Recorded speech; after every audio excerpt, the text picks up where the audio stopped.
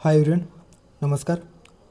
कर्मशिला academy या online प्लॅटफॉर्मवर तुम्हा सर्वांचं परत एकदा स्वागत आहे. तुम्ही जर कंबाईंड गट ब आणि गट क मुख्य परीक्षा 2025चा अभ्यास करत असाल तर हे लेक्चर किंवा हा व्हिडिओ तुमच्यासाठी अत्यंत महत्त्वपूर्ण असणार आहे.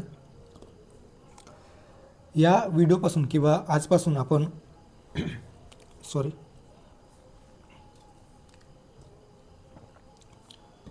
आजपासून आपण एक नवीन इनिशिएटिव्ह सुरू करतो आहोत या यूट्यूब चॅनलवर, व्होकॅब्युलरी PYQ सेशन.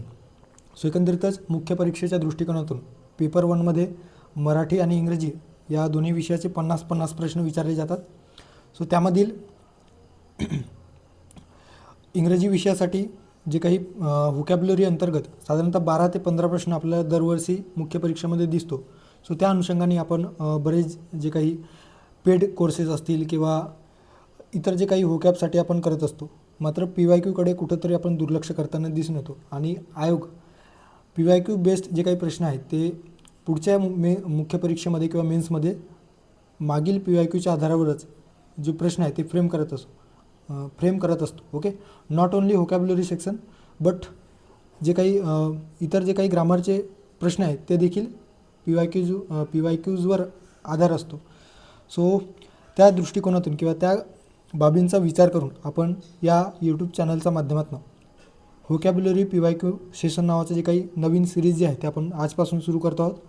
यामध्ये आतापर्यंत साधारणतः 2012-13 पासून ते 2024-25 पर्यंत किंवा 2024 पर्यंत जे काही राज्यसेवा मुख्य असतील, त्यानंतर कंबाईंड गट ब गट क मुख्य परीक्षा असतील, STI PSI, त्यामधील जे व्होकॅब्युलरी अंतर्गत किंवा व्होकॅब सेक्शन अंतर्गत जे काही प्रश्न विचारलेले आहेत त्या प्रश्नांचं सविस्तर विश्लेषण आपण या ठिकाणी करणार आहोत.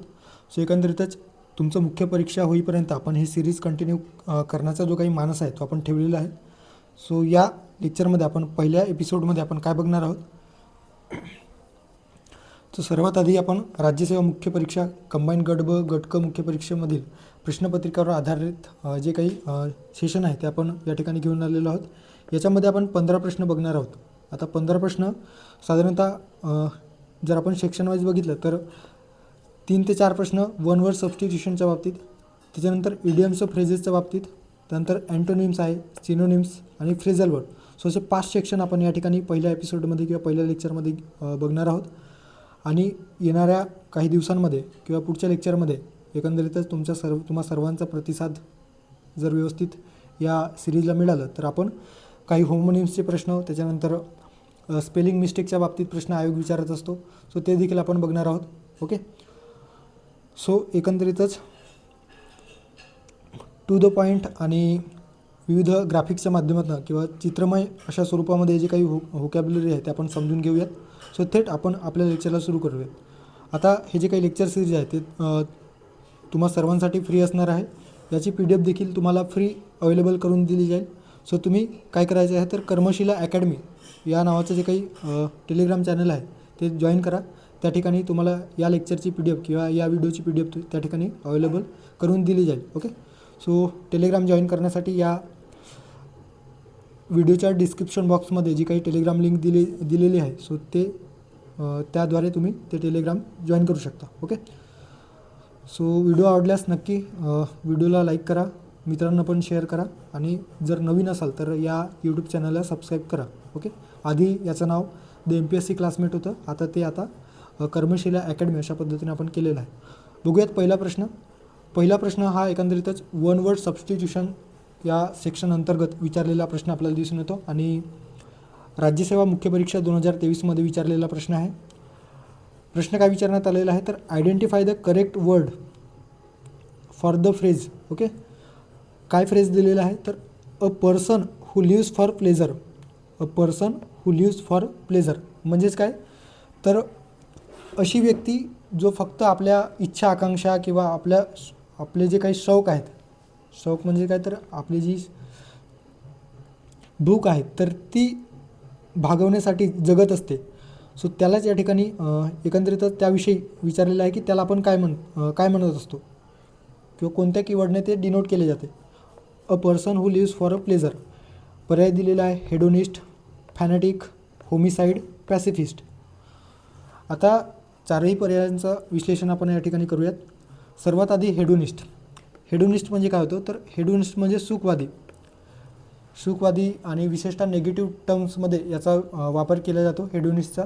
तुम्ही जर एन्शंट हिस्ट्री वाचत असाल तर साधारणतः मॉडर्न वर्ल्ड किंवा एन्शंट वर्ल्डच्या बाबतीत जेव्हा आपण UPSCसाठी जे मुलं अभ्यास करतात, सो त्यामध्ये एन्शंट हिस्ट्री ऑफ वर्ल्ड हा जो काही सेक्शन आहे, सो त्याच्यामध्ये वेगवेगळ्या राजांच्या बाबतीत जे अभ्यास करतात, सो हेडोनिस्ट हा शब्द वारंवार आपल्याला दिसून येतो. ओके, सो विशेषतः राजांच्या बाबतीत आणि निगेटिव्ह टर्म्समध्ये स्त्रीलंपट किंवा सुखपिपासू, मद्यपानामध्ये व्यस्त असलेला, स्त्रियांच्या नाचगानामध्ये व्यस्त असलेला असा राजा, सो त्यासाठी हेडोनिस्ट हा शब्द वापरला जातो आहे. सो तेच या ठिकाणी विचारलेलं होतं की a person who lives for pleasure, so त्याला काय म्हटलं जातं, तर हेडोनिस्ट हा जो काही कीवर्ड आहे किंवा शब्द आहे, सो या व्यक्तीसाठी हेडोनिस्ट हा शब्द वापरला जातो. So a person who believes that pursuing pleasure is the most important thing in life. Okay, जीवनामध्ये एखादी सुखाचा उपभोग घेणे किंवा एखाद्या अनैतिक ज्या गोष्टी आहेत, नैतिक आणि अनैतिक, सो अशा गोष्टींचा उपभोग घेणे, सो त्यालाच या ठिकाणी हेडोनिस्ट म्हटलं गेलेलं आहे. इतर पर्याय जर बघितलं तर त्याच्यामध्ये आहे फॅनॅटिक. ओके, आता फॅनॅटिक याचा अर्थ होतो कट्टर किंवा धर्मांध. एखाद्या विचारधारेच्या कट्टर समर्थक असलेल्या व्यक्तीला आपण फॅनॅटिक म्हणत असतो. ओके, विशेषतः रिलिजियसच्या बाबतीत किंवा पॉलिटिकल कॉजेस किंवा पॉलिटिकल जे काही विचारधारा आहे, ज्याच्यामध्ये मार्क्सवादी विचारसरणी असेल, लेफ्टिस्ट असेल, सो लिबरल असेल, सो विशेषतः रिलिजियसच्या बाबतीत आणि पॉलिटिकल ज्या गोष्टी आहेत, सो त्याच्या बाबतीत फॅनेटिक हा शब्द वापरला जातो. कट्टर समर्थक ज्याला आपण म्हणत असतो, सो त्यालाच फॅनेटिक हा इंग्रजीसाठी हा वर्ड वापरात आणला जातो. हे आपल्याला लक्षात ठेवायचं आहे. त्यानंतर होमिसाईड. आता होमिसाईड या ठिकाणी दिलेला आहे, सो त्याचा अर्थ होतो मनुष्यवध. सो मनुष्यवध म्हणजे काय, तर मानवाचा खून केलेल्या व्यक्तीसाठी, killing of one human being by another. एखाद्या व्यक्तीकडून, एखाद्या राजाकडून किंवा एखाद्या दुष्ट व्यक्तीकडून जर चांगल्या व्यक्तीचा वध केला जात असेल, सो एकंदरीतच चांगल्या व्यक्तीचं खून केला जात असेल, सो त्यासाठी होमिसाईड हा शब्द वापरला जातो. त्यानंतर पॅसिफिस्ट हा पॉझिटिव्ह शब्द आहे. आता पॅसिफिस्ट याचा अर्थ होतो शांततावादी किंवा त्यालाच उदारवादी देखील म्हटला जातो. A person who believes that war and violence are unjustifiable and seeks peaceful solution. Okay, एखादी गोष्ट सोडवण्यासाठी किंवा एखादी समस्या सोडवण्यासाठी वार म्हणजे काय, तर युद्ध किंवा हिंसात्मक गोष्टींचा त्याग करून, कारण ते कसे आहेत तर अन्यायिक आहेत, सो त्याचा त्याग करून पीसफुल सोल्युशन घडवून आणणाऱ्या व्यक्तींसाठी, शांततामय रीतीने एखादी जी काही समस्या आहे त्या सोडवणाऱ्या व्यक्तीसाठी पॅसिफिस्ट हा शब्द वापरला जातो. हे आपल्याला लक्षात ठेवायचं आहे. ओके, सो जर आपण बघितलं तर Mahatma Gandhi is the great pacifist person आपण म्हणू शकतो. ओके, सो या प्रश्नाचा योग्य पर्याय असणार आहे पर्याय क्रमांक 1 हेडोनिस्ट. हे आपल्याला लक्षात ठेवायचं आहे. त्यानंतर पुढचा प्रश्न आहे अगेन वन वर्ड सबस्टिट्यूशन अंतर्गत विचारलेला प्रश्न आणि कंबाईन गट ब मुख्य परीक्षा 2024मध्ये हा प्रश्न विचारण्यात आलेला होता. Find out the exact meaning of given word. आणि काय दिलेलं आहे तर इनएव्हिटेबल. आता इनएव्हिटेबलचा अर्थ काय होतो, that which can not be attacked, that which can not be understood, that which can not be heard आणि that which can not be avoided.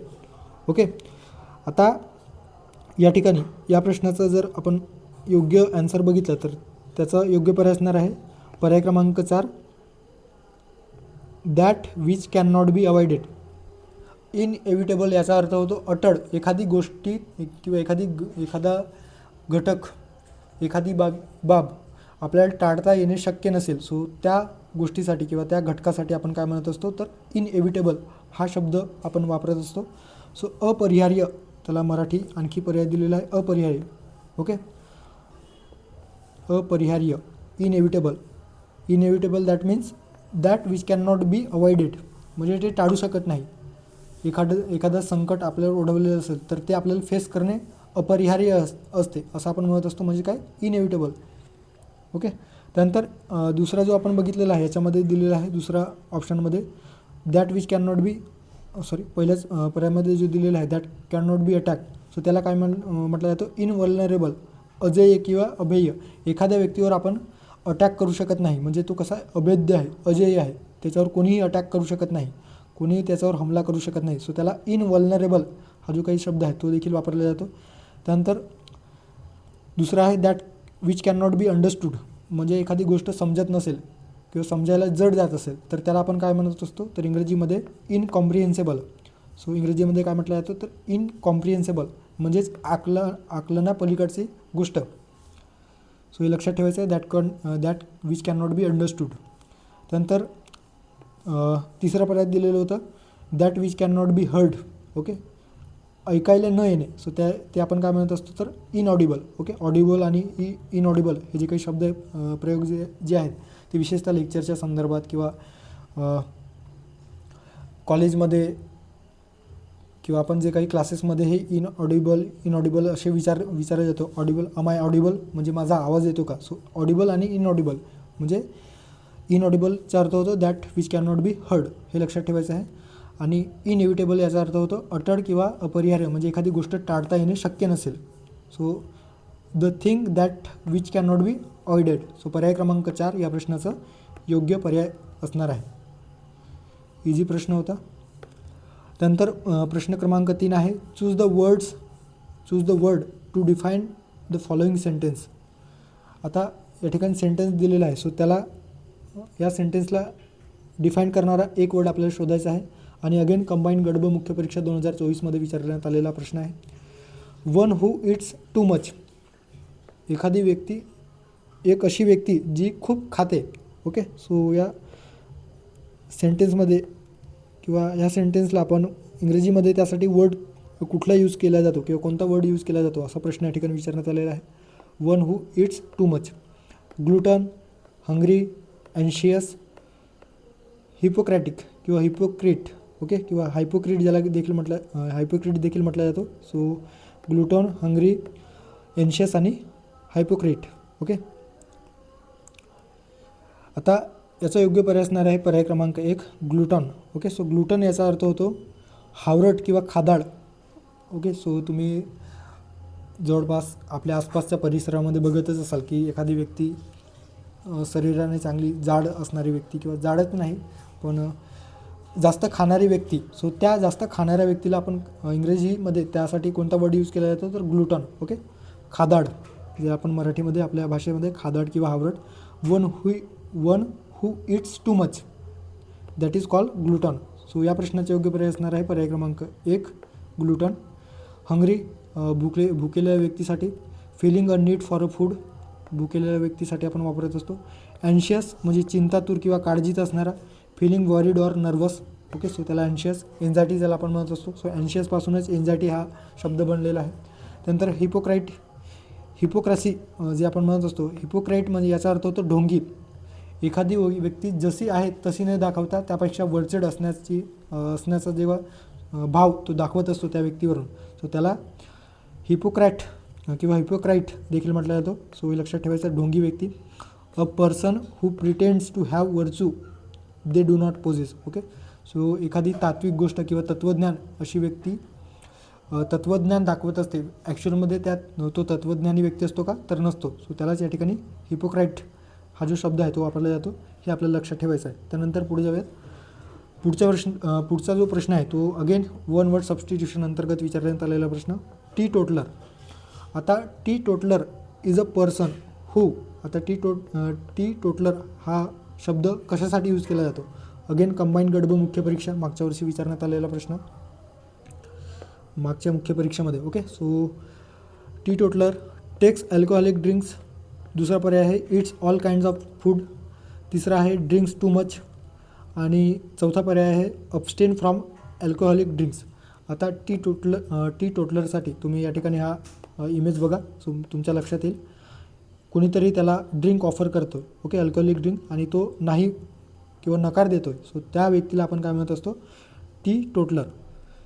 मद्यपानमुक्त किंवा निर्व्यसनी व्यक्ती, विशेषतः अल्कोहॉलिकच्या बाबतीत जर निर्व्यसनी व्यक्ती असेल सो त्यालाच आपण टी टोटलर म्हणत असतो. अबस्टेन फ्रॉम अल्कोहॉलिक ड्रिंक हे आपल्याला लक्षात ठेवायचे आहे. टी टोटलर याचा अर्थ होतो abstain from alcoholic drink. Okay, लक्षात कसं ठेवायचं आहे, ज्याला फक्त टी चालते, ओके, बाकी इतर ज्या काही ड्रिंक्स आहेत ते चालत नाही, सो त्याला आपण काय म्हणतो, तर टी टोटलर हे लक्षात ठेवायचं आहे. सो या प्रश्नाचं योग्य पर्याय असणार आहे पर्याय क्रमांक 4, abstain from alcoholic drinks. Okay. So असे 4 प्रश्न आपण वन वर्ड सबस्टिट्यूशनचे बघितलेलं आहे. त्यानंतर इडियम व फ्रेजेसवर काही प्रश्न आयोगाने विचारलेले आहेत. सो ते आपण बघूयात. राज्यसेवा मुख्य परीक्षा 2024मध्ये विचारण्यात आलेला प्रश्न आहे. Choose the correct option from given below which means the idiom underline in the sentence. Okay. So सेंटेन्समध्ये जो काही इडियम दिलेला आहे आणि अंडरलाईन केलेला आहे, सो त्याचा आपल्याला अर्थ सांगायचा आहे. ओके. आता सेंटेन्स काय दिलेलं आहे, whenever we go for an outing my wife wants to buy everything but the kitchen sink. Okay. आता जेव्हा आम्ही बाहेर जातो किंवा बाहेर शॉपिंग वगैरेसाठी जातो, तर त्यावेळेस my wife wants to buy everything but the kitchen sink. आता याचे काही इडियम आहे, everything but the kitchen sink, याचा अर्थ काय होतो असा या ठिकाणी प्रश्न विचारलेला आहे. Almost everything one can think of. दुसरा आहे एव्हरीथिंग दॅट इज युजलेस. तिसरा पर्याय आहे everything that is useful for kitchen only. आणि चौथा पर्याय आहे एव्हरीथिंग दॅट इज डेकोरेटेड. हा प्रश्न पहिल्यांदाच राज्यसेवा मुख्य परीक्षेमध्ये विचारण्यात आलेला होता. यापूर्वी जो एव्हरीथिंग बट किचन सिंक हे जे काही इडियम आहे ते यापूर्वी कधीही विचारलेलं नव्हतं. ओके. सो त्याचा अर्थ होतो almost everything one can think of. अशी व्यक्ती किंवा everything but the kitchen sink याचा अर्थ काय होतो, तर एखादी विचार करू शकेल, एखादा व्यक्ती विचार करू शकेल अशा शक्य तितक्या गोष्टींचा विचार किंवा घटकाचा विचार जेव्हा एका वेळीच केला जातो, सो त्याला everything but the kitchen sink हे जे काही इडियम आहेत, तर या सेंटेन्ससाठी किंवा हे जे काही इडियम आहे, सो यासाठी त्यासाठी वापरला जातो, हे लक्षात ठेवायचं आहे. ओके. सो परत एकदा मी एक्सप्लेन करतो. Whenever we go for an outing my wife wants to buy everything but the kitchen sink. Okay. प्रत्येक सर्वच्या सर्व गोष्टी घ्यायच्या असतात, पण किचन सिंक करेल इतक्या गोष्टी. किचन सिंक करेल म्हणजे त्या किचनमध्ये ते जे काही सामान आहे किंवा वस्तू आहेत ते मावणार नाही. ओके. त्याच्यामध्ये येणार नाहीत, त्याच्यामुळे किचन काय होईल, सिंक करेल. सो त्याचा अर्थ काय होतो, तर almost everything one can think of. म्हणजेच एखादा व्यक्ती जितकं विचार करू शकेल तितक्या सर्व गोष्टी करण्याचा प्रयत्न करणे. ओके. आणि पर्याय क्रमांक 1 हा या प्रश्नाचा योग्य आन्सर असणार आहे, almost everything one can think. Okay. So हे लक्षात ठेवायचं आहे. परत येणाऱ्या कंबाईन गट ब किंवा गट कच्या मुख्य परीक्षेमध्ये हा प्रश्न रिपीट होऊ शकतो. त्यानंतर पुढचा प्रश्न आहे इडियम व फ्रेजेसवरच आधारित हा प्रश्न आहे. Choose the idiom that means to achieve success without any obstacle or difficulties. Okay. आता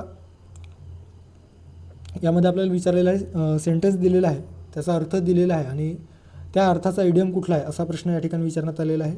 to achieve success without any obstacle, कुठल्याही त्रासाविना किंवा कुठल्याही समस्यांविना, ऑब्स्टॅकलविना, अडथळ्यांविना किंवा डिफिकल्टीज विना एखादी गोष्ट अचीव करणे, सक्सेस मिळवणे. सो त्यासाठी कोणता इडियम वापरला जातो असा एकंदरीत प्रश्न आहे. Have an axe to grind, त्यानंतर smooth selling, drop the ball, barking up the wrong tree. आता चारही जे काही इडियम्स आहेत ते एकंदरीतच यावर आयोगाने PYQs विचारलेलं आहे, बऱ्याचदा यावर प्रश्न विचारलेला आहे. हॅव ॲन ॲक्स ग्रीनवर विचारलेला आहे, बार्किंग अप द रॉंग ट्रीवर विचारलेला आहे. सो या चारही पर्यायांचा जे काही अर्थ आहे ते आपण बघूयात. सो सर्वात आधी या प्रश्नाचा योग्य पर्याय असणार आहे स्मूथ सेलिंग. ओके. आता या ठिकाणी या इमेजमध्ये, या पिक्चरमध्ये तुम्हाला दिसत असेल, it's all smooth selling from here. जेव्हा पाण्याचा प्रवाह अत्यंत संत असेल आणि त्यामध्ये जो जहाज आहे ते स्मूथपणे जात असेल आणि समुद्राच्या काठावर जेव्हा तो जहाज पोहोचतो तर त्याला काय म्हटलं गेलेलं आहे, स्मूथ सेलिंग. ओके. आणि जर त्या प्रवाहामध्ये किंवा त्या समुद्रामध्ये जर लाटा उसळलेल्या असतील किंवा सुनामीजन्य परिस्थिती निर्माण झालेली असेल, सो अशा वेळेस त्या जहाजाला समुद्रकाठावर किंवा समुद्राच्या किनाऱ्यावर पोहोचायला फार कष्ट करावे लागतात किंवा फार डिफिकल्टीजमधून किंवा ऑब्स्टॅकलमधून सामोरे जावे लागू शकतो. ओके. मात्र स्मूथपणे जात असेल तर त्याला, किंवा विदाऊट एनी ऑब्स्टॅकल जात असेल किंवा डिफिकल्टीशिवाय जात असेल तर त्यालाच काय म्हटलं जातो, स्मूथ सेलिंग म्हटलं जातो. म्हणजेच काय, तर to achieve success without any obstacle and difficulties. Okay. Or difficulties हे लक्षात ठेवायचं आहे. तुम्ही जर पूर्वपरीक्षा पास झाले, त्याच्यानंतर व्यवस्थित अभ्यास केला, योग्य प्लॅनिंग केला, त्यानंतर मुख्य परीक्षा पास झाले आणि मेरिटमध्ये आले, तर तुम्ही काय केलं, स्मूथ सेलिंग केलेलं आहे. ओके. जर तुमचा प्लॅनिंग व्यवस्थित असेल, तुम्हाला मिळणारा गायडन्स व्यवस्थित असेल, तुमचे स्वतःचे नोट्स वगैरे केलेलं असेल, कुठलीही आर्थिक अडचण तुम्हाला येत नसेल, सो या गोष्टी सगळ्या गोष्टी तुम्हाला जर प्रॉपर पुश करत असतील समोर जाण्यासाठी, तर अशा वेळेस तुम्हाला सक्सेस मिळाल्याच्या नंतर काय म्हणाल तर तुम्ही काय केलेलं आहे तर स्मूथ सेलिंग हे लक्षात ठेवायचं आहे. सो स्मूथ सेलिंग म्हणजे काय तर एखादे काम अगदी सहज पद्धतीने प्राप्त होणे, ओके, किंवा यश होणे कुठल्याही ऑब्स्टॅकलशिवाय. त्यानंतर have an axe to grind याचा अर्थ होतो स्वतःचा स्वार्थ असणे. एखाद्या गोष्टीमध्ये have an axe to grind, so याचा अर्थ काय होतो तर स्वतःचा स्वार्थ असणे किंवा त्या ठिकाणी काहीतरी लालच किंवा स्वतःची काही अपेक्षा या दृष्टिकोनातून एखाद्या काम करण्याचा प्रयत्न करणे किंवा एखाद्या व्यक्तीकडून काम करून घेण्याचा प्रयत्न करणे.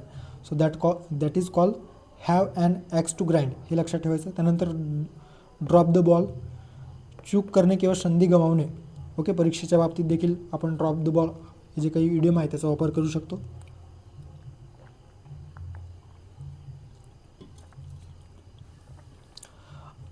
I drop the ball in combine pre exam 2025, okay. म्हणजे काय तर संधी गमावली, ड्रॉप द बॉल याचा अर्थ काय होतो संधी गमावणे किंवा चूक करणे. त्यानंतर barking of the wrong tree, चुकीच्या दिशेने प्रयत्न करणे. बार्किंग म्हणजे काय तर बार्क कोण करत असतो तर कुत्रा करत असतो. आता कुत्रा जेव्हा एखाद्या झाडाचा चुकीच्या झाडाचा म्हणजे माकड, समजा त्या ठिकाणी 2 झाडं आहेत, ओके. या ठिकाणी समजा हा एक झाड आणि हा एक झाड आहे, okay.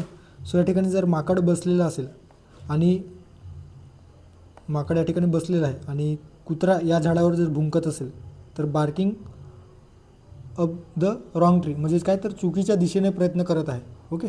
So barking of the wrong tree याचा अर्थ काय होतो तर चुकीच्या दिशेने प्रयत्न करणे किंवा चुकीच्या दिशेने आपले जे काही काम आहे ते करणे किंवा चुकीच्या पद्धतीने अभ्यास करणे. अभ्यासाच्या बाबतीत देखील आपण barking of the wrong tree या इडियमचा वापर करू शकतो, ओके. सो या प्रश्नाचा योग्य पर्याय आहे पर्याय क्रमांक 2 स्मूथ सेलिंगचा अर्थ काय होते, again I repeat, to achieve success without any obstacle or difficulties. त्यानंतर पुढचा प्रश्न परत इडियम व फ्रेजेसवरचा प्रश्न आपल्याला दिसून येतो आणि कंबाईन ग्रुप सी मुख्य परीक्षा 2024मध्ये विचारण्यात आलेला प्रश्न आहे. Choose the correct meaning for the idiom. To cool one's heel म्हणजे काय, सो त्याचा मिनिंग आपल्याला अर्थ या ठिकाणी शोधायचा आहे.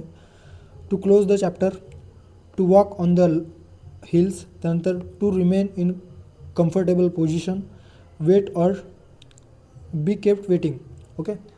आता close the chapter, to cool one's heel हे क्लोज द चॅप्टर असणार नाही, त्याच्यामुळे पर्याय क्रमांक 1 चुकीचा आहे.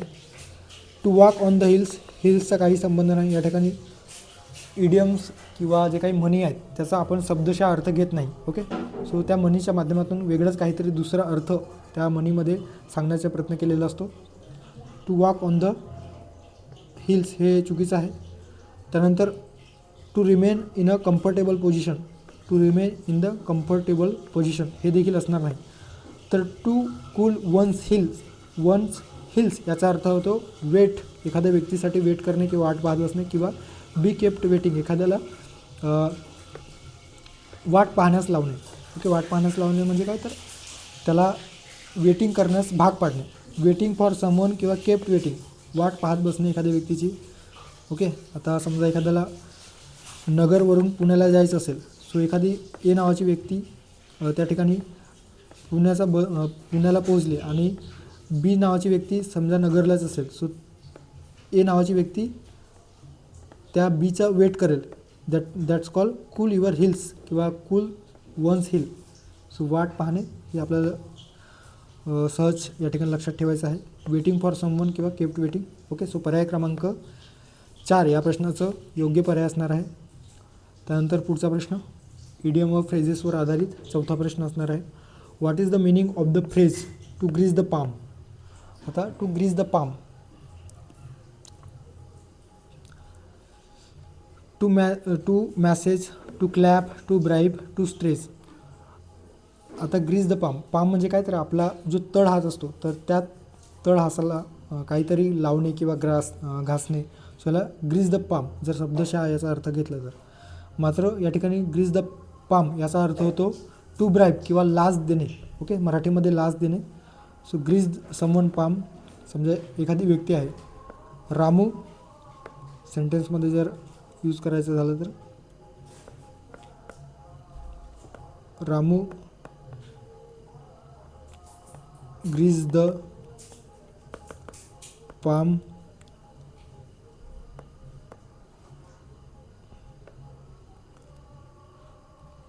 To officer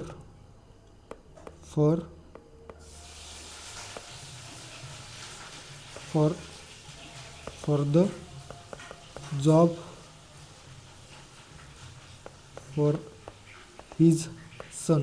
okay, so Ramu एखाद्या अधिकाऱ्याला काय करतो तर लाच देतो. कशासाठी तर त्याचा मुलाला जॉब मिळावा म्हणून. ओके, सो टू ब्राईब याचा अर्थ होतो, हे लक्षात ठेवायचं, लाच देणे, grease the palm. Okay, so पर्याय क्रमांक 3 टू ब्राईब या प्रश्नाचं योग्य पर्याय असणार आहे पर्याय क्रमांक 3. सो असे 4 इडियम आपण बघितलं. त्यानंतर आपण सिनोनिम्स बघूयात, काही महत्त्वपूर्ण सिनोनिम्स जे आयोगाने विचारलेलं आहे. पहिला आहे find the correct synonyms for muggy. Okay, so मगीसाठी राज्यसेवा मुख्य परीक्षा 2024मध्ये अगेन हा प्रश्न विचारण्यात आलेला आहे. व्होकॅब शिक्षणानंतर मगी. आता मगी याचा अर्थ काय होतो? सो मगीसाठी सिनोनिम्स आपल्याला विचारण्यात आलेला आहे. निप्पी, ह्युमिड, ब्रिझी, विंडी. ओके, आणि या 4ही पर्यायाचा अर्थ आपण या ठिकाणी बघूया. आता मगी याचा अर्थ काय? तर मगी इंग्लिशमध्ये मगी जर आपण टर्म्स याचा विचार केला तर weather that is unpleasantly warm and damped. Okay, अतिशय उष्ण किंवा उकाडा ज्याला आपण मराठीमध्ये म्हणत असतो, सो त्याला मगी म्हटलं जातो. It describe heavy oppressive atmosphere with high moisture. जी आर्द्रता आहे ती आर्द्रता एकंदरीतच उन्हाळ्याच्या दिवसामध्ये प्रचंड आर्द्रता असते. साधारणतः मुंबईचा जो काही परिसर आहे, मुंबई किंवा कोकण किनारपट्टीचा वगैरे जो भाग आहे, सो त्या ठिकाणी आर्द्र स्वरूपाचा हवामान असतो. सो ते मॉइश्चर प्रचंड प्रमाणामध्ये असते, घाम उकाडा जास्त असतो. सो त्यासाठी किंवा त्याला इंग्रजीमध्ये काय म्हटलं जातं आहे तर मगी. ओके, आणि त्याचा सिनोनिम्स आपल्याला विचारण्यात आलेलं होतं. सो सिनोनिम्स काय आहे तर ह्युमिड. ओके, ह्युमिड किंवा आर्द्रता किंवा कोरडे हवामान. ओके, सो आर्द्र हवामान. Containing a lot of water damped. Okay, so उकाडा असणे, घाम जास्त येणे. ओके, सो त्याला ह्युमिड. सो या मगीसाठी योग्य सिनोनिम काय असणार आहे दिलेल्या पर्यायापैकी पर्याय क्रमांक 2 ह्युमिड. सो ह्युमिड हे लक्षात ठेवायचं आहे, मगीसाठी दिलेला या ठिकाणी सिनोनिम्स आहे. आता निपी. निपी म्हणजे काय तर चिल्ड आणि कोल्ड. आपण चिल्ड वॉटर म्हणत असतो, chilled water they. Okay, so chilled water म्हणजे थंड असा गार असलेला गार पाणी. ओके, सो चिल्ड किंवा कोल्ड. कडाक्याची थंडीसाठी आपण निपी हा शब्द वापरत असतो, साधारणतः विंटरमध्ये निपी. सो लक्षात ठेवायचं आहे. ब्रिझी. ब्रिझी म्हणजे प्लेझंटली विंडी. ओके, सो मंद झुळूक वाहत असलेल्या एकंदरीत घटनेसाठी किंवा फिनॉमिनासाठी ब्रिझी हा शब्द वापरला जातो. सो लक्षात ठेवायचं, ब्रिझी प्लेझंटली विंडी. ओके, सो मंद झुळूक जे काही वारा आहे ते वाहत असते शांतपणे थंड वातावरणामध्ये किंवा थंड गार असा जेव्हा झुळूक वाहत असतो, सो त्यालाच ब्रिझी म्हटला जातो. हे लक्षात ठेवायचं आहे. Windy, strong wind, storm. Okay, so windy याचा अर्थ होतो स्ट्रॉंग विंड, वादळ. मंद का तर नाही, अतिशय तीव्रतेचा वादळ, चक्रीवादळासारखा स्टॉर्म आहे वादळ. जेव्हा वारा अत्यंत वेगाने वाहत असतो, सो त्याला विंडी म्हटला जातो. हे लक्षात ठेवायचं आहे. ओके, सो 4ही पर्याय आपण या ठिकाणी बघितलेला आहे. सो या प्रश्नाचा योग्य पर्याय असणार आहे मगीसाठी सिनोनिम्स काय असणार आहे तर ह्युमिड. हे लक्षात ठेवायचं आहे, ह्युमिड. त्यानंतर पुढचा प्रश्न अगेन सिनोनिम्स या ठिकाणी विचारण्यात आलेला आहे. What is the meaning of the word benevolent. आता बेनेवेलंट, बेन हे जे काही रूट वर्ड आहे, सो बेन रूट वर्ड लक्षात ठेवायचं आहे. बेन याचा अर्थ होतो काहीतरी पॉझिटिव्ह गोष्टीसाठी बेन हे जे काही रूट वर्ड आहे. बेनिफिशियल, बेनेवेलंट हे जे काही शब्द आहेत, सो पॉझिटिव्ह गोष्टीसाठी एकंदरीत ते सकारात्मक गोष्टीसाठी किंवा सकारात्मक वस्तूसाठी वापरला जातो. सो बेनवरून तुम्ही लक्षात ठेवायचं आहे पॉझिटिव्ह बाबीसाठी या ठिकाणी यूज केलेला आहे. ओके. आता बेनेव्हलंट याचा अर्थ आपल्याला विचारण्यात आलेला आहे आणि राज्यसेवा मुख्य परीक्षा 2024मध्ये विचारण्यात आलेला प्रश्न आहे. मॅलेव्हलंट, काइंड, क्रुएल, इंडिफरन्स. आता माल फंक्शन, माल हा शब्द हा जो काही रूट वर्ड आहे त्याचा अर्थ होतो नेगेटिव्ह. ओके. निगेटिव्ह गोष्टीसाठी माल या इनिशियल शब्दावरून एखाद्या शब्द तयार केला जातो. फॉर एक्झाम्पल माल प्रॅक्टिस, मॅलाफाईड इन नेचर आपण म्हणत असतो. माल प्रॅक्टिस म्हणजे चुकीचे वर्तन. ओके. त्यानंतर मॅलाफाईड इन नेचर, ओके, बेकायदेशीर. सो मॅलेव्हलंट चुकीचे किंवा कपटी किंवा दुसऱ्याचे वाईट चिंतणारा यासाठी त्याचा वापर केला जातो. सो त्याच्यामुळे बेनेव्हलंट यासाठी तो सिनोनिम्स असणार आहे. तर त्याचा काय असणार आहे तर अँटोनिम्स असणार आहे. ओके. सो अँटोनिम्स जर आपण मॅलेव्हलंटचा बेनेव्हलंट हे असू शकतं. काइंड म्हणजे दयाळू. ओके. दयाळू, हृदयी विचार असलेला, एखाद्या गोष्टीचा चांगला सकारात्मक विचार करणारा. सो बेनेव्हलंट याचा अर्थ काइंड हा असतो. त्याच्यामुळे सिनोनिम्स जर बघितलं बेनेव्हलंटसाठी, ओके, सो बेनेव्हलंटसाठी सिनोनिम्स आहे काइंड. ओके. सो काइंड किंवा दयाळू. त्यानंतर तिसरा आहे क्रुएल. क्रुएल देखील बेनेव्हलंटचा अपोजिट किंवा अँटोनिम असणार आहे. Opposite word. क्रुएलचा अर्थ होतो विलफुली कॉझिंग पेन किंवा सफरिंग टू अदर्स, एखाद्याला जाणून बुजून त्रास देणे. क्रूर किंवा निर्दयी व्यक्ती. सो त्यासाठी क्रुएल हा शब्द वापरला जातो. इंडिफरंट.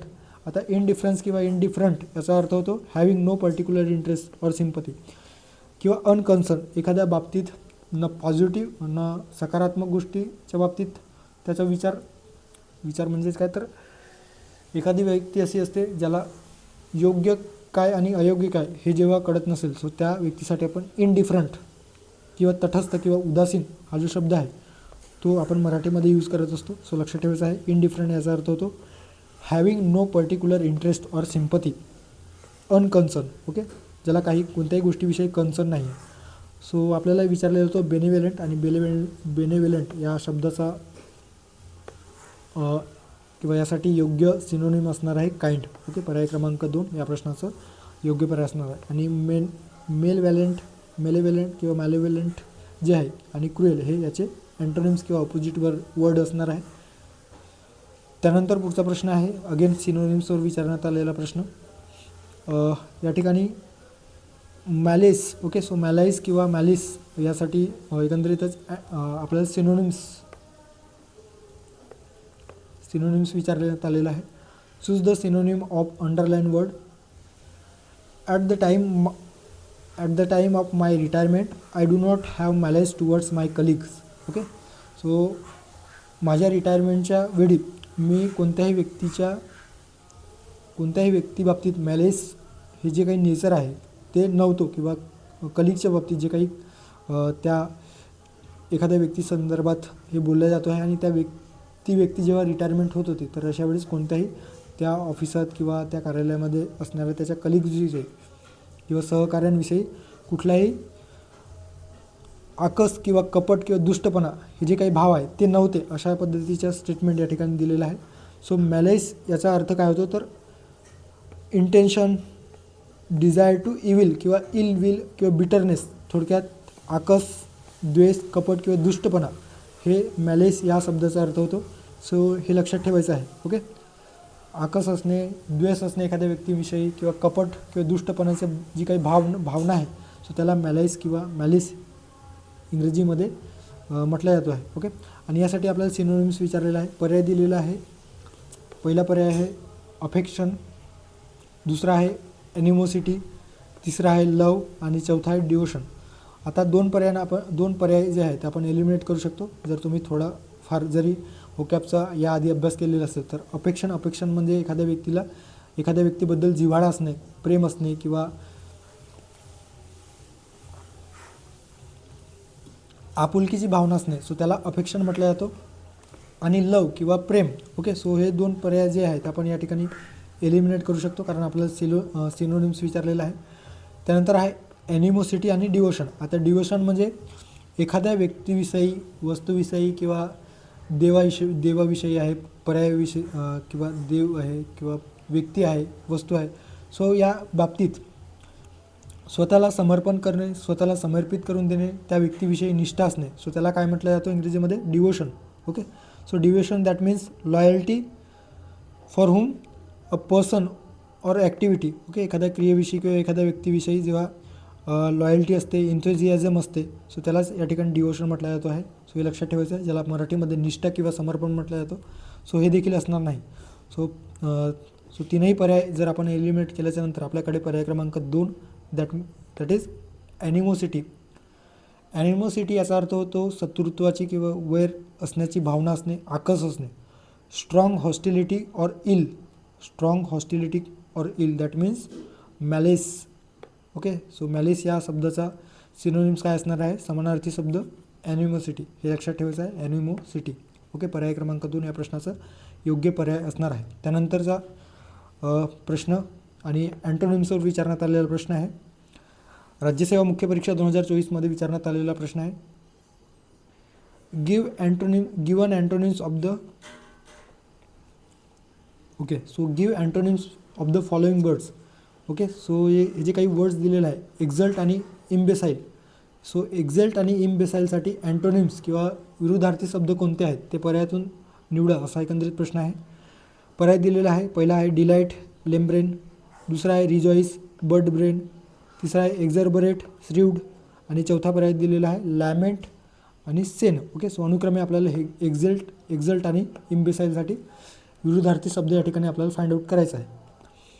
आता सर्वात आधी आपल्याला एक्झल्ट आणि इम्बेसाईल या शब्दांचा अर्थ माहिती असणे अपेक्षित आहे किंवा गरजेचं आहे. तेव्हाच आपण या शब्दांसाठी एकंदरीतच विरुद्धार्थी शब्द कुठला आहे ते आपण निवडू शकतो.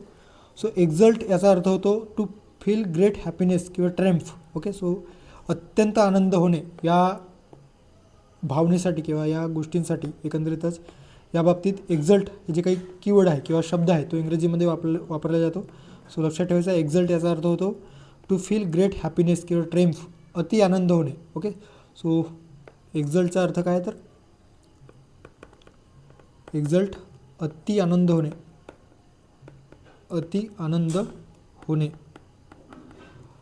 त्याचप्रमाणे इम्बेसाईलचा अर्थ काय आहे? Imbecile a stupid person, someone with low intelligence. एखादी अशी व्यक्ती किंवा मूर्ख व्यक्ती ज्याला आपण मराठीमध्ये बिंडोक हा जो काही शब्द आपण वापरत असतो, किंवा मतिमंद ज्याला काही कळत नाही. ओके. नॉनसेन्स प्रकारचा. सो त्यासाठी इम्बेसाईल हा शब्द वापरला जातो. म्हणजे मूर्ख व्यक्ती आपण म्हणू शकतो, किंवा बिंडोक. ओके. किंवा नॉन सेन्सिबल पर्सन, ज्याला सहज गोष्टी देखील कळत नाही. सो त्यासाठी इम्बेसाईल हा शब्द वापरला जातो. आणि याला अपोजिट आपल्याला बघायचा आहे. पहिला जो आहे, सो पहिल्या कीवर्डचा पहिला जो शब्द आहे तो एकंदरीत पॉझिटिव्ह आहे, सकारात्मक आहे. आणि दुसरा इम्बेसाईल हा निगेटिव्ह आहे. आपल्याला असा पर्याय चूज करायचा आहे. अँटोनिम्स विचारलेला आहे. सो पहिल्या शब्दासाठी आपल्याला निगेटिव्ह वर्ड चूज करायचा आहे आणि दुसऱ्या शब्दासाठी पॉझिटिव्ह वर्ड. कारण निगेटिव्हचे अपोजिट पॉझिटिव्ह आणि पॉझिटिव्हचा अपोजिट निगेटिव्ह. सो हे वर्ड आपल्याला तेव्हाच आपण योग्य पर्यायापर्यंत पोहोचू शकतो. आता एक्झल्टचा अर्थ जर तुमच्या लक्षात आलेला असेल, दॅट मीन्स अति आनंद होणे किंवा हॅपीनेसची जी काही फिलिंग आहे. सो डिलाईट याचा अर्थ होतो ग्रेट प्लेजर किंवा जॉय, म्हणजे आनंद होणे. सो पर्याय क्रमांक 1 तर येणार नाही. दुसरा आहे रिजॉईसचा अगेन ग्रेट जॉय म्हणजे हॅपीनेस असणे, आनंद असणे, अत्यानंद होणे. सो रिजॉईस याचा अर्थ देखील एक्झल्ट याला सिमिलर असणार आहे, सिनोनिम्स असणार आहे. आणि आपल्याला विचारलेलं आहे अँटोनिम्स. त्यामुळे पर्याय क्रमांक 2 देखील या प्रश्नाचे आन्सर असणार नाही. ओके. त्यानंतर पर्याय क्रमांक 3 मध्ये दिलेला आहे एक्झर्बरेट म्हणजे एक्साइटमेंट, एखादी गोष्टी, एखाद्या वस्तूविषयी, व्यक्तीविषयी एक्साइटमेंट असणे, आनंद होणे. ओके. सो त्यासाठी वापरला जातो. सो त्याच्यामुळे हे देखील पर्याय असणार नाही. सो तीनही पर्याय आपण एलिमिनेट करू शकतो. आणि पर्याय क्रमांक 4 या ठिकाणी आपल्यासाठी एकमेव पर्याय दिसून येतो, पर्याय क्रमांक 4. सो या प्रश्नाचं योग्य पर्याय असणार आहे. ओके.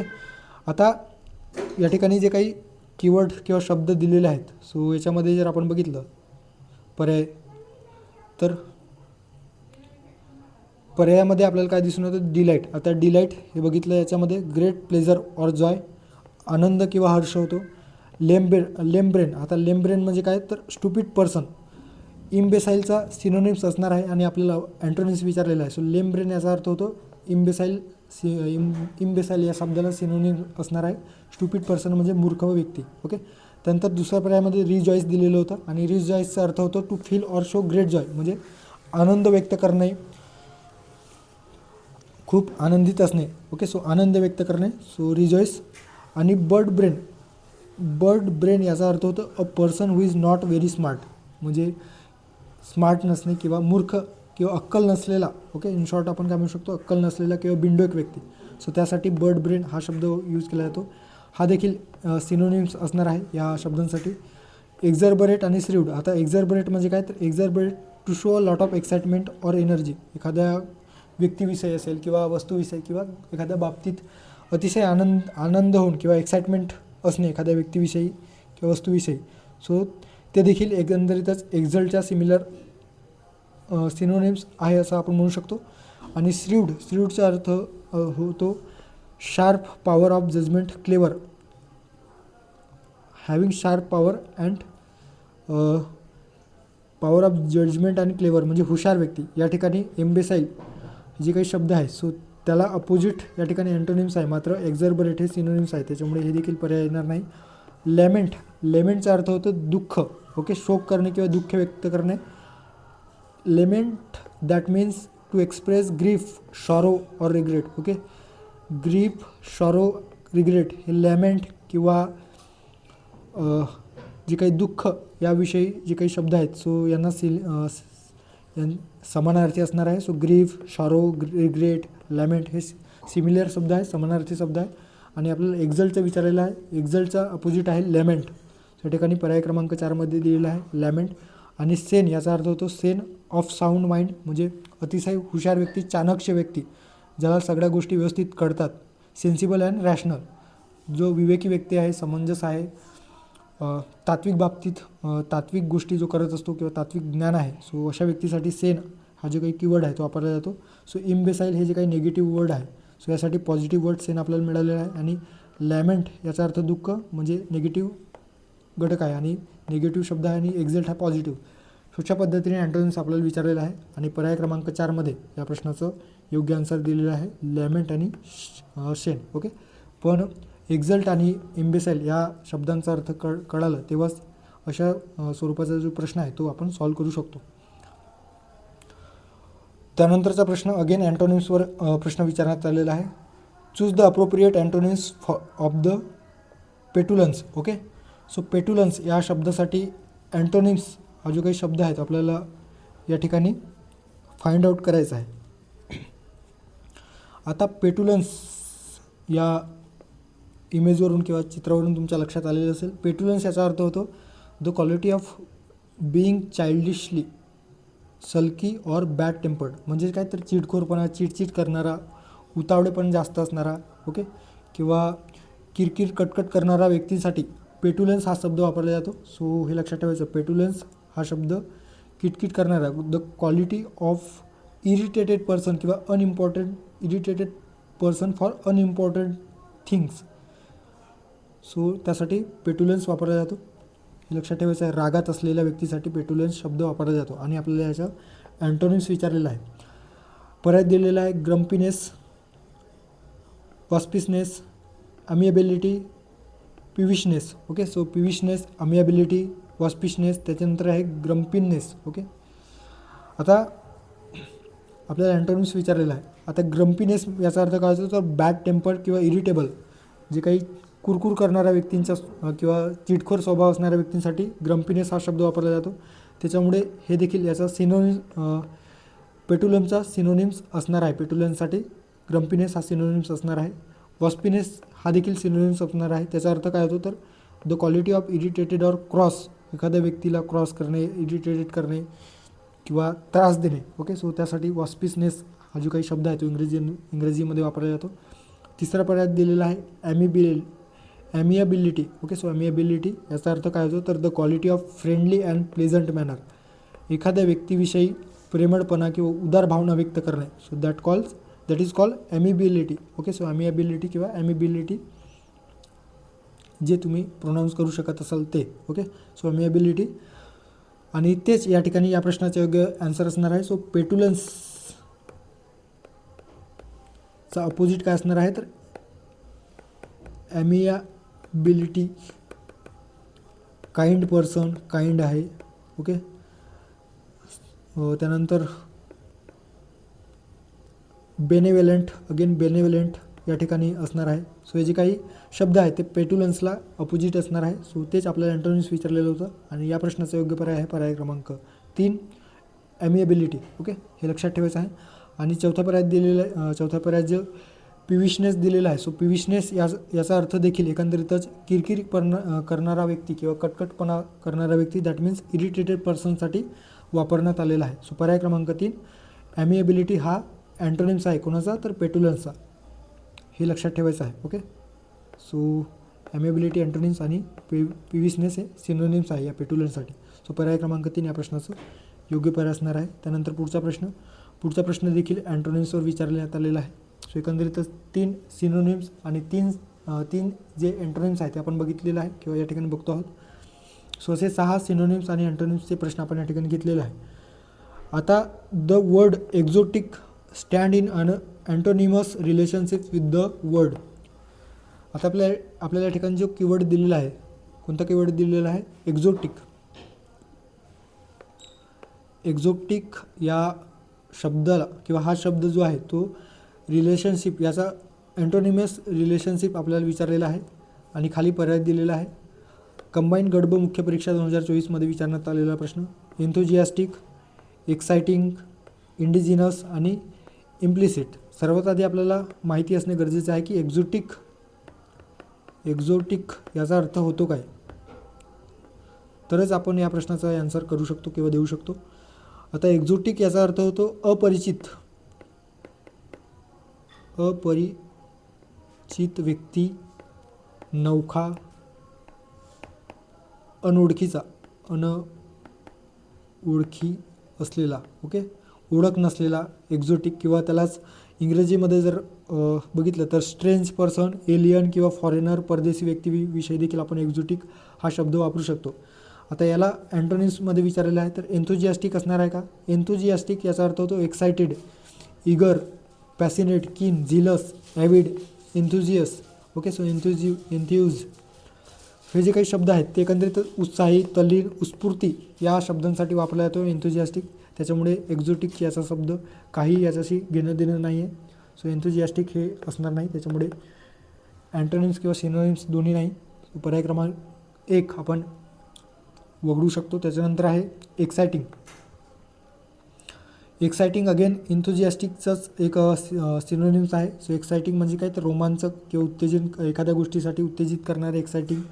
ओके, सो त्यामुळे पर्याय क्रमांक 2 देखील या प्रश्नाचा योग्य पर्याय असणार नाही. सो 2 देखील आपण एलिमिनेट करू शकतो. त्यानंतर पर्याय क्रमांक 3 आणि 4 आपल्याकडे आहेत. इंडिजिनस याचा अर्थ होतो नेटिव्ह किंवा फॅमिलियर. ओके, सो फॅमिलियर, स्वदेशी, स्थानिक, मूळ रहिवासी. ओके,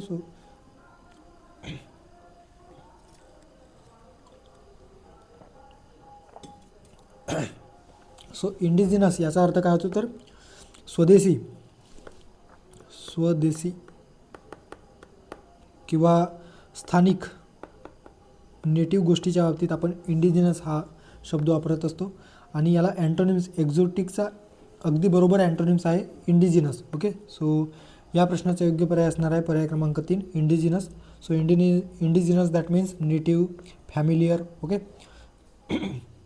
ओळखीचा व्यक्ती, स्वदेशी व्यक्ती, स्थानिक, मूळ रहिवासी असणाऱ्या व्यक्तींसाठी इंडिजिनस हा शब्द इंग्रजीमध्ये वापरला जातो.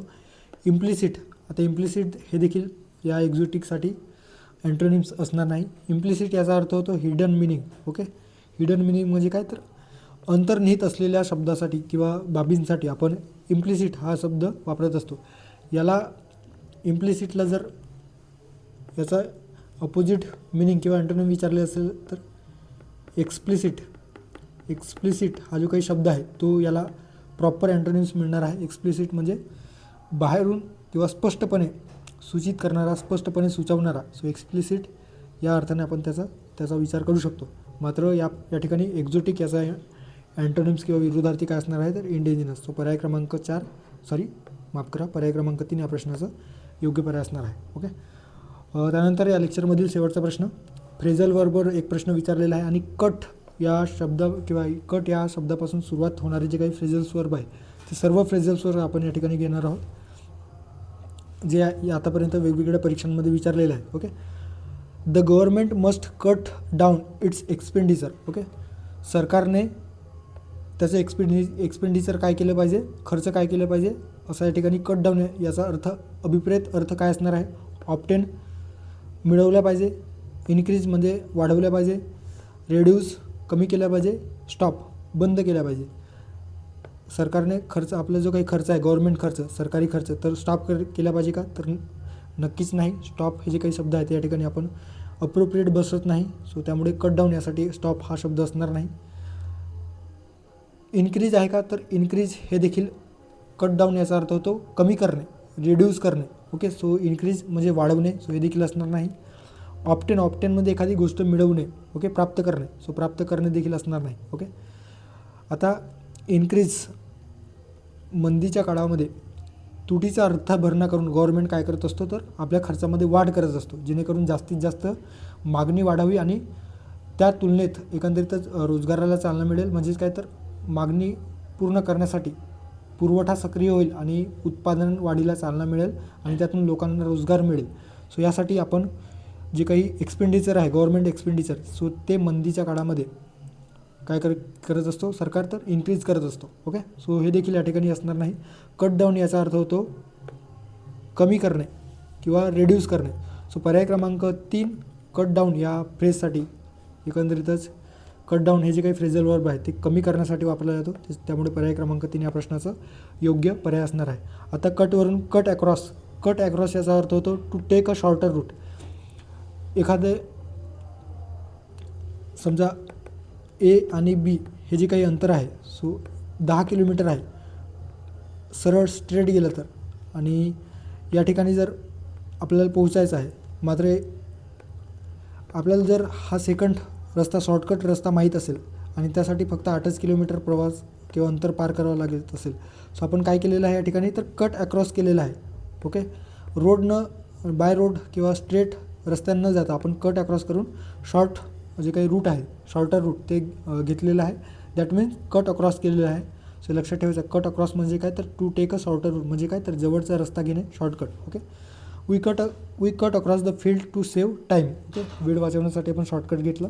सो कट अक्रॉस लक्षात ठेवायचं आहे. त्यानंतर कट बॅक. आता कट बॅक म्हणजे काय तर कट बॅक आणि कट डाऊन यांचा जे काही अर्थ आहे तो सिमिलरच होतो. कट बॅक याचा अर्थ होतो to reduce the amount or cost of something. Okay. एखाद्या वस्तूविषयी विशेषतः किमतीच्या बाबतीत वस्तूची किंमत असेल किंवा खरेदी करण्यासाठी जे काही खर्च मर्यादा दिलेली असेल सो अमाऊंटच्या बाबतीत. ओके. सो त्यासाठी आपण कट बॅक ते कमी करण्यासाठी म्हणजेच काय तर मराठीत जर आपण अर्थ बघितलं तर खर्च किंवा प्रमाण जे आहे ते कमी करण्यासाठी आपण कट बॅक वापरत असतो. सो या ठिकाणी एक्झाम्पल आहे ते तुम्ही बघू शकता. The company is cutting back on travel expenses. Okay. प्रवाशांवरचा जो काही खर्च आहे तो कंपनी काय करून राहिले तर कमी करत आहे म्हणजे कटिंग बॅक करत आहे.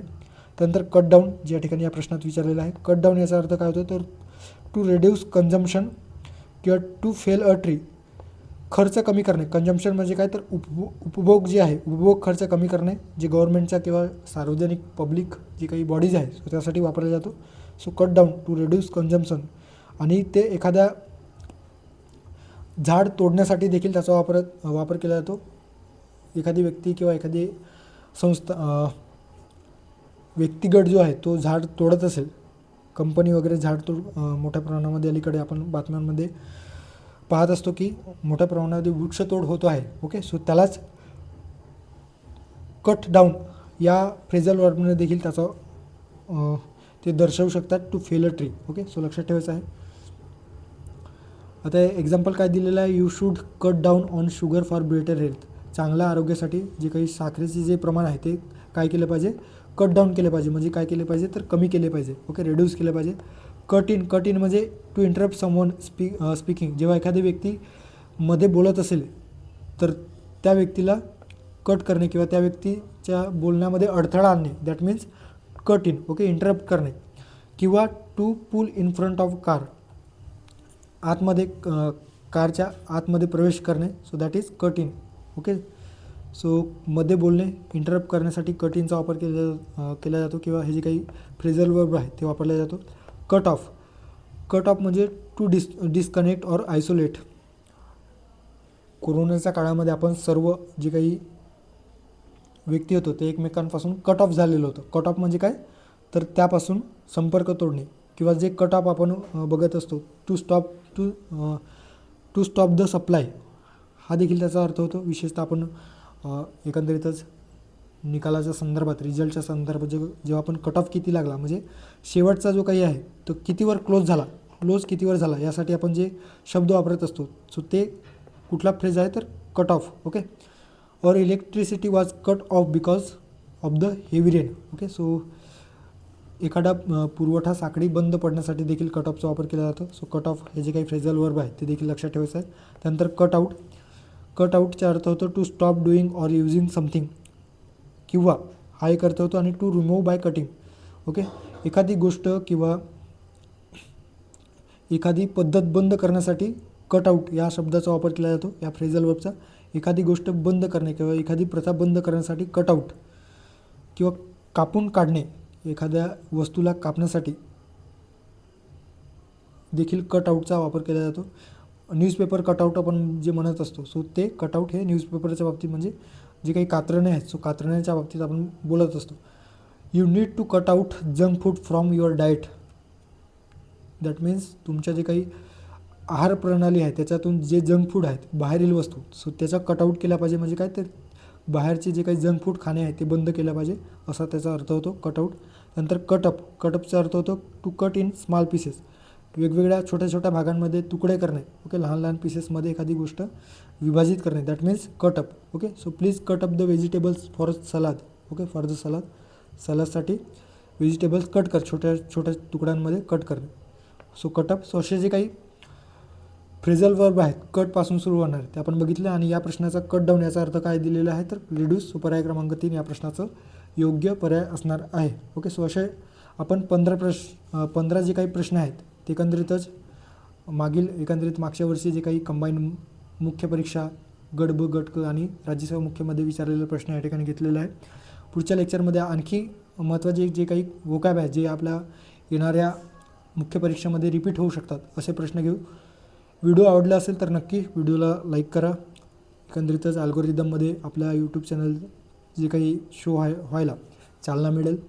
सबस्क्राईब करा नवीन असाल तर, आणि PDF पाहिजे असेल तर या ठिकाणी कर्मशिला अकॅडमी किंवा डिस्क्रिप्शन बॉक्समध्ये जे काही टेलिग्रामची लिंक दिलेली आहे, सो त्या लिंकवरून देखील तुम्ही एकंदरीतच PDF साठी टेलिग्राम जॉईन करू शकता. सो त्या ठिकाणी तुम्हाला फ्रीली अवेलेबल असेल हे PDF, आणि व्हिडिओ देखील तुम्हाला यूट्यूबवर फ्रीली ॲक्सेस करता येईल, ओके. सो थांबू या ठिकाणी, भेटूया पुढच्या लेक्चरमध्ये. थँक्यू, धन्यवाद, ऑल द बेस्ट.